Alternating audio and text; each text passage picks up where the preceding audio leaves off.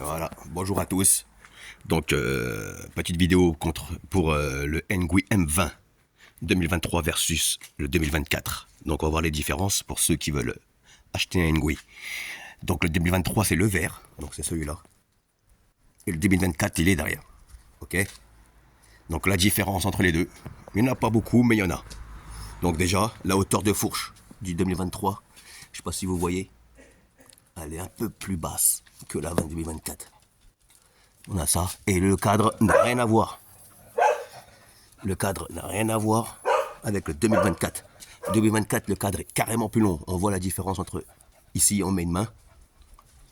Et ici, on met deux doigts. Donc, beaucoup plus petit, le 2023. Donc, il est très bien pour les 1m62, 1m65. Et le 2024, qui est derrière, il est très bien pour moi. Moi, je fais 1m73. Et j'ai mis quand même un réhaussel. Enfin, réhaussel, c'est surtout pour le confort. Donc sinon, la différence entre les deux, à part la taille et aussi l'accélérateur. Donc, le 2023, l'accélérateur, c'est une gâchette complète. Voilà. Et le 2024, c'est une demi-gâchette. Voilà. Et personnellement, je préfère la demi-gâchette, ça va mieux. Celui-là, le 2023, on peut, une fois débridé, on peut s'amuser à régler entre 0 et 60 km/h. Et le 2024, par contre, une fois qu'il est débridé, on peut plus changer. Mais le 2024 marche beaucoup mieux pour moi, je trouve, que le 2023. Sinon, les deux en vitesse de pointe, c'est les mêmes. Donc, je vous les mets l'un à côté de l'autre pour faire un petit comparo quand même. Hop. Voilà. Voilà les deux Ngui. Donc, celui-là, enfin, ouais, ça se voit qu'il est plus petit, regardez.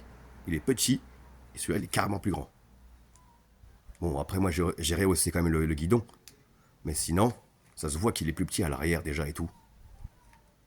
Donc voilà, moi j'ai repeint les jantes en orange, je l'ai un peu modifié. Je vais changer plus tard la suspension, quoique je fais que de la route et puis ça me va très bien.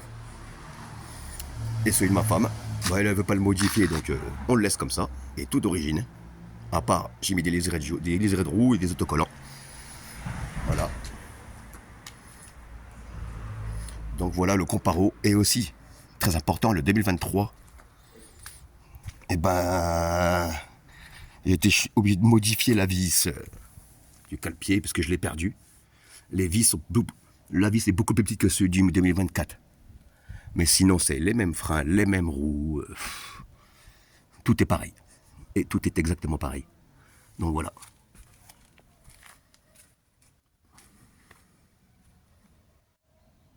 Voilà. Et ce que je vous conseille aussi, c'est que là, je dois avoir quoi 4 ou 500 km sur les deux. Et les pneus, c'est vraiment de la merde. Donc dès que je peux les changer, je les change. Donc voilà, le comparatif entre le 2023 et le 2024. Question vitesse, ils vont à la même vitesse. Je suis monté à 48 avec les deux km/h. Mais je trouve que le 2024 est quand même mieux. Mais sinon, c'est le même prix. Et puis, choisissez vos couleurs. Et puis, amusez-vous bien. Par contre, je ne suis pas déçu de mes achats. Mais je préfère quand même le 2024.